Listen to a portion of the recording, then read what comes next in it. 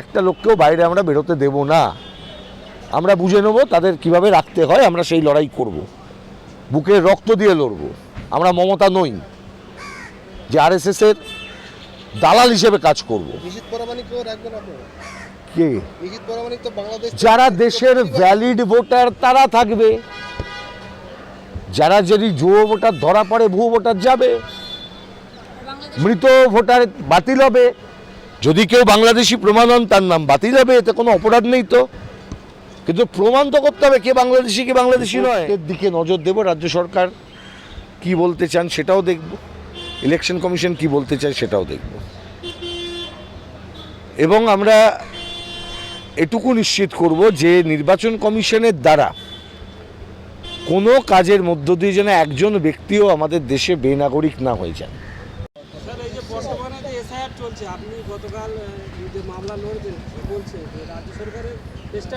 আচ্ছা দেখো, মমতাকে জিজ্ঞেস করো না, হেঁটে বেড়াচ্ছে তো, কাজের কাজ তো করেনি। আরএসএসের কাছে বাংলাটাকে বেচেছে, আরএসএসের দালাল। রাজ্য সরকারের যদি বক্তব্য কিছু থাকতো সুপ্রিম কোর্টে মামলা করত।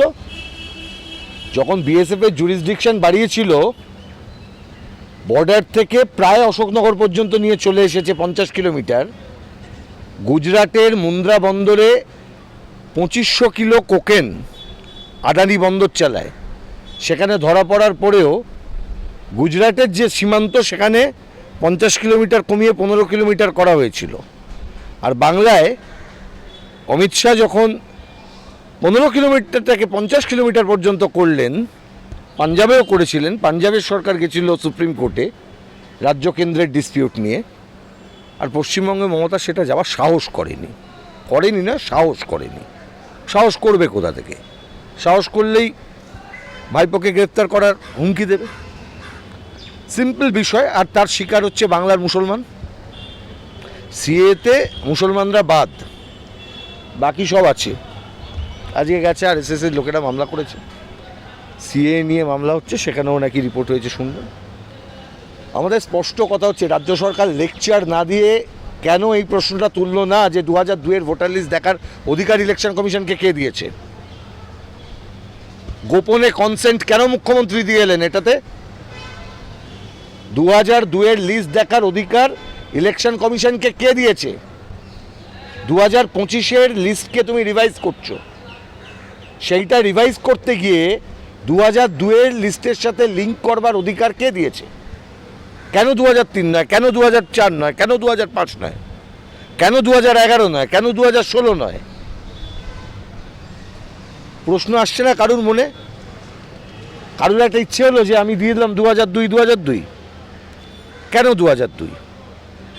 আমরা এই বক্তব্যটা তুলে মামলা করেছি। আমরা রিপোর্টের দিকে নজর দেব, রাজ্য সরকার কি বলতে চান সেটাও দেখব, ইলেকশন কমিশন কি বলতে চায় সেটাও দেখব,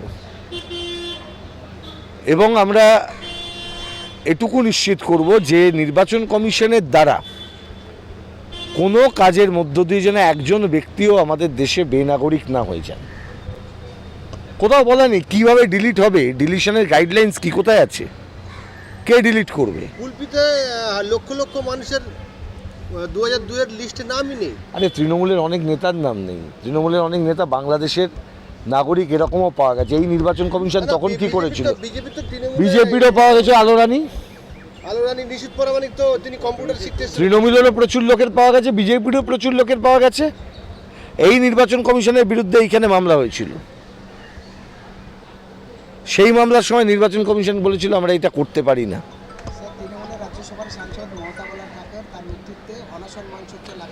দেখুন, অনশন করুন, পদযাত্রা করুন, প্রতিবাদ করুন, কিন্তু বুঝতে হবে তো প্রতিবাদটা কে করছে। তৃণমূলের এমপিরা মমতার উপরে গিয়ে তো কিছু করতে পারবে না।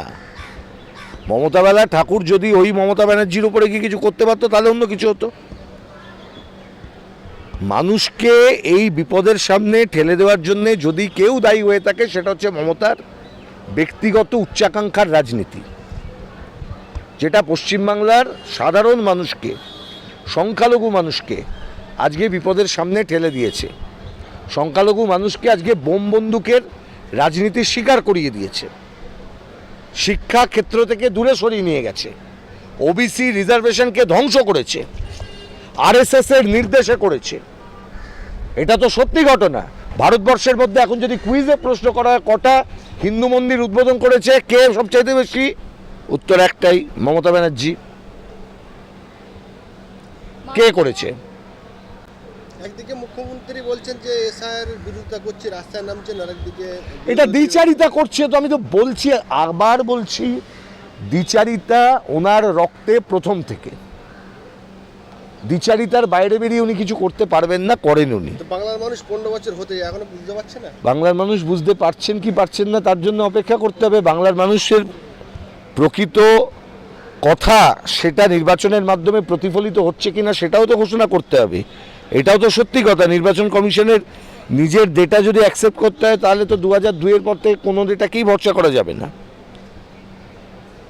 সারা দেশে ভোট চুরি হলো আর বাংলায় কি ভোট নিয়ে এ হলো? মমতার ভাইপো জিতলো কি করে 7 লাখ ভোটে? মমতার ভাইপো জিতলো কি করে?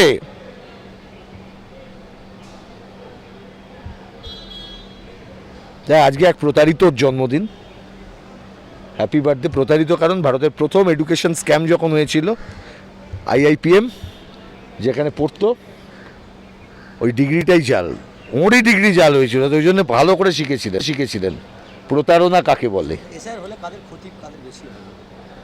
মানুষের,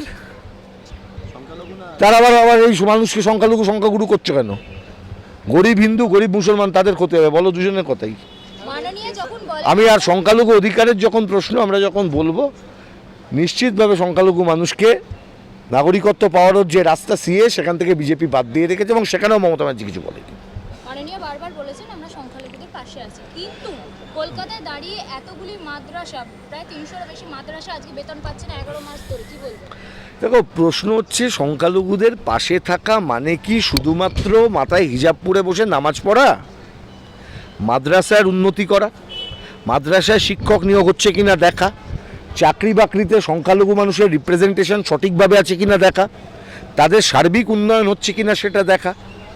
আজকে তৃণমূল কংগ্রেসের রাজত্বকালে, সেই যখন তৃণমূল কংগ্রেস ক্ষমতায় আসেনি তখন একটা সাচ্চার কমিশন খুব চিৎকার করে বলছে।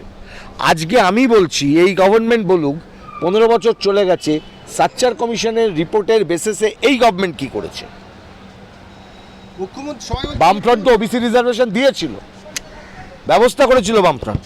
মমতা ব্যানার্জির গভর্নমেন্ট এই রিজার্ভেশন খাওয়া ছাড়া আর কি করেছে? বিজেপির কথায় হ্যাঁতে হ্যাঁ বলতে গিয়ে, জি হুজুরি করতে গিয়ে, নিজের ভাইপোকে বাঁচাতে গিয়ে আজকে বাংলার গরিব সংখ্যালঘু মানুষকে আজকে বিপদের সামনে ফেলে দিয়েছেন, আগুনের মুখে ফেলে দিয়েছেন। সংখ্যালঘুদেরকে মাননীয়ার আমলে বাংলায় সব থেকে নিরাপত্তাহীনতা ভুগছে সংখ্যালঘু মুসলমানেরা। আর শুভেন্দু অধিকারী বলছে হিন্দু ভাই জাগো, ওটা আরে স্বাভাবিক কথা। শুভেন্দু অধিকারীর কাজটা এটাই হবে। শুভেন্দু অধিকারী রাজনীতি যেটা করে সেই রাজনীতিতে এটাই হবে। কিন্তু আপনাকে তো বুঝতে হবে, শুভেন্দু অধিকারী আর মমতা ব্যানার্জিদের রাজনীতির মধ্যে ফারাক আছে কিছু? একই বৃন্তে দুটি কুসুম, মমতা এবং শুভেন্দু, এ নিয়ে কোনো তো সন্দেহ নেই। আর বৃন্তটা তো আরএসএস এর একজন দুর্গা আর একজন আরএসএস এর দুর্গার ওখান থেকে ভাঙিয়ে নিয়ে এসছে পশ্চিমবাংলায়, যাকে দিয়ে বিজেপি চালাচ্ছে। তা ভোট দিন বিজেপিকে। আরো তৃণমূলকে তাড়াতে গেলে বিজেপিকে ভোট দেওয়া যাবে না। সব তৃণমূল বিরোধী ভোট বামপন্থীদের পক্ষে ফেলতে হবে। পশ্চিমবাংলার বিজেপিকে দেখে মনে হয় তারা তৃণমূলকে তাড়াবার জন্য রাজি। কেন তাড়াবে বলুন তো? নীতিগতভাবে কোনো ফারাক আছে? বিজেপি আর তৃণমূলের মধ্যে নীতিগত ফারাক নেই তো। এ জগন্নাথ মন্দির বানায়, ও রাম মন্দির বানায়। এ কারখানা বিক্রি করে দেয়, ও দেশের সম্পদ বিক্রি করে দেয়। এ জমি বিক্রি করে দেয়, এ দেশের বন্দর, এয়ারপোর্ট, LIC সব টাকা বেচে দেয়। ফারাক আছে কিছু দুজনের মধ্যে? অর্থনৈতিক নীতির কোনো ফারাক আছে? নির্বাচনটা নীতির ওপরে হয়, ধর্ম দেখে হয় না, মুখ দেখে হয় না। জগন্নাথ মন্দির সরকারের টাকায়, আমাদের ট্যাক্সের টাকায় নির্মাণ করাটাও যেমন অপরাধ, ঠিক তেমনিভাবে রাম মন্দির নির্মাণের জন্য কেন্দ্রীয় সরকার যে রাজনীতি করেছিল সেটাও সমান অপরাধ। কিন্তু ইনি কম্পিটিশন করছেন, হিন্দুত্বের প্রতিযোগিতায় মেটেছে মমতা আর মোদি। হিন্দুত্ববাদী মোদি, হিন্দুত্ববাদী মমতা। আর এই জাতাকলে পিষ্ট হচ্ছে কারা? সাধারণ গরিব সংখ্যালঘু মানুষ।